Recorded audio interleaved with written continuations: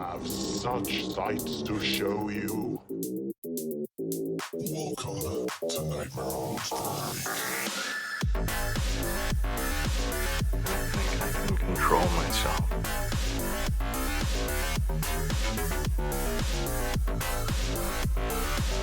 It's got a death curse.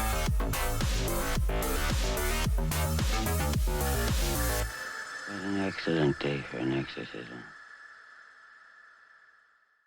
Hey, what's up, guys? This is Josh from Nightmare on Woodsboro Lake. Happy Friday the 13th, everyone. Today I'm going to do a quick, spoiler-free review of Winnie the Pooh, Blood and Honey. This was directed by, I believe it's pronounced Rhys Waterfield, and released this year. It is now available for streaming on Peacock, in case you have that streaming service. I don't know if it's on any other streaming platform right now, but that's where I was able to find it and finally watch it. So, opening thoughts going into this film. I heard a lot of negative comments about it. I still went in with an open mind.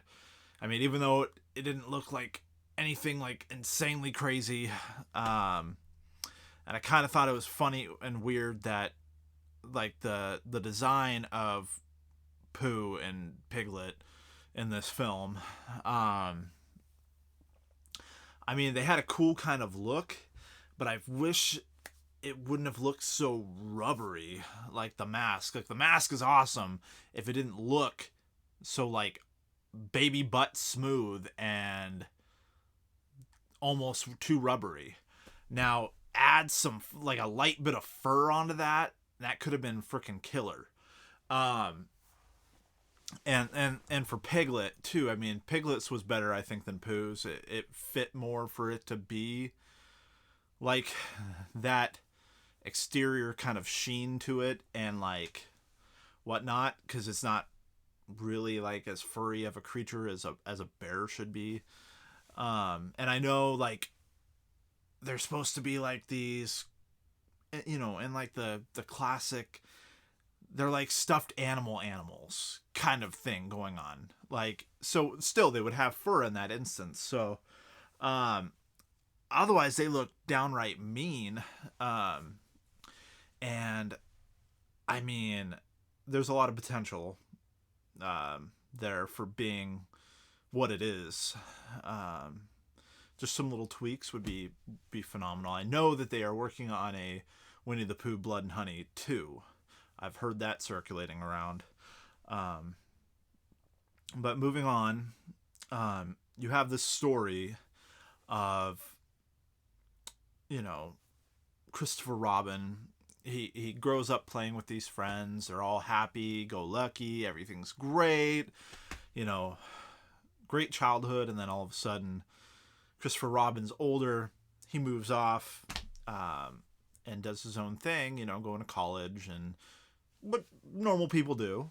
And, you know, Winnie the Pooh and Piglet and Eeyore and all of them and Owl, they all had to fend for themselves. And as you can tell, like, they couldn't do it without Christopher Robin anymore. They, you know, the winter came, things got crazy for them, which, here's my little bit of flaw with that, is if he found them in the 100 Acre Wood before, like, they had already been through seasons out there, you know, like, what's so different now? Is it because they had a taste of, like, the luxury of having Christopher Robin around and him being able to help provide for them, like, but weren't they feral when he met them? Like, I don't know. Questions I have. But yes, they become feral once he leaves, and ultimately they end up eating our dear friend Eeyore. Oh, bother. You know, and Winnie the Pooh obviously had a rumbly in my tumbly, or however he sounds, I don't know. Sorry. But Christopher Robin returns with his fiance, soon-to-be wife, to the 100 Acre Wood. Well, he comes to find out that things have changed drastically since his childhood, and Winnie the Pooh and Piglet and all them are not what they used to be. So things take a turn for the worst, and ultimately, Robin gets taken, and later on there's this group of girls. They're hanging out at like this cabin place, getting away for a while just to hang out and party and forget life's troubles, and pretty soon they run into Pooh and Piglet as well and have to fight to survive against these like volatile creatures. For the film itself, I have to say there was some masterfully done cinematography. Like, there was some amazing shots and lighting and just like effects that they used, and it had some real shining moments in this film. And not only that, the score was excellent. I felt like it was very brooding and very menacing and dark, and it just, with like some lightheartedness into it, like throwing some things you would hear from like a music box or something like that. But it was really well done. Some of the kills were a bit gruesome, and that's what you expect going into a horror film, which is awesome. Some were done better than others. I think the budget that they had for this, from what I've read, is like $100,000. I don't know how far that goes, because I'm working on my first little short film, and it's zero budget. Like, I bought a few things, like, I guess, so not zero, but like damn near zero. And I don't know how far $100,000 goes.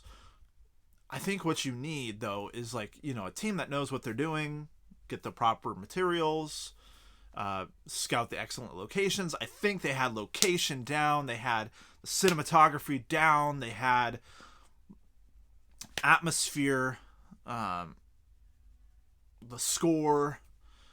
They pretty much almost had like the look. Like I said, they could have used some fur, a little bit of fur, even if it was minuscule, just enough to like coat the face a little bit, but still pick up all those features, because he looked pretty menacing, like, for Pooh, but I just wish he had a little fur, because it just looked too smooth to me.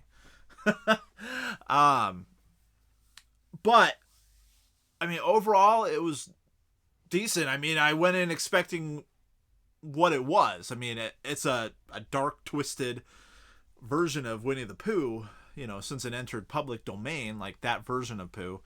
And, I know that Tigger hasn't entered domain yet, but I think his time is expiring, so that is going to happen. We know it, especially probably with number 2.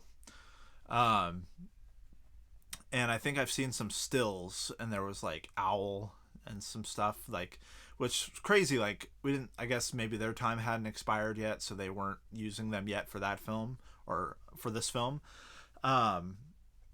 But there's some menacing looking still shots for number 2, and I'm interested. I'll definitely watch it. And it was everything you would expect from taking a childhood character and turning it dark and twisted. You can only expect so much from that kind of film. You can't expect, something so insanely original and just horror film of the year. You got to go in there expecting more of like a B-side horror film, and that's what it is, and it does good at what it is, and it knows its lane, and that's what I like about it. Overall, I enjoyed it for what it was. I mean, some of the acting was really great. There was some definitely seemed like they needed a little bit of polishing, but overall not bad. It was really well done. I mean, I've seen definitely worse in bigger films and other B movies as well. So they definitely did better than a lot of those. So yeah, it's a fun time, pop it in on a Friday or Saturday. check it out. It's on Peacock. Then there's a sequel along the way, so get prepared for that. If you've seen it, or if you have anything you want to say, leave a comment below. I always love to chit-chat with you all about horror movies, comics, music, anything like that. I'm always up for a good conversation, so let me know if you've seen the film. What were your thoughts? What were your disappointments? What were your likes? What are you expecting with number 2? And then if you haven't seen it, go watch it. You know, like I told you, it is what it is, so take it with that and a grain of salt. You don't have to listen to my review and take it as gospel. So thank you guys so much for tuning in as always. Please don't forget to like, comment, and subscribe if you enjoyed this. And as always, keep killing it out there, my friends. And just remember, don't get caught.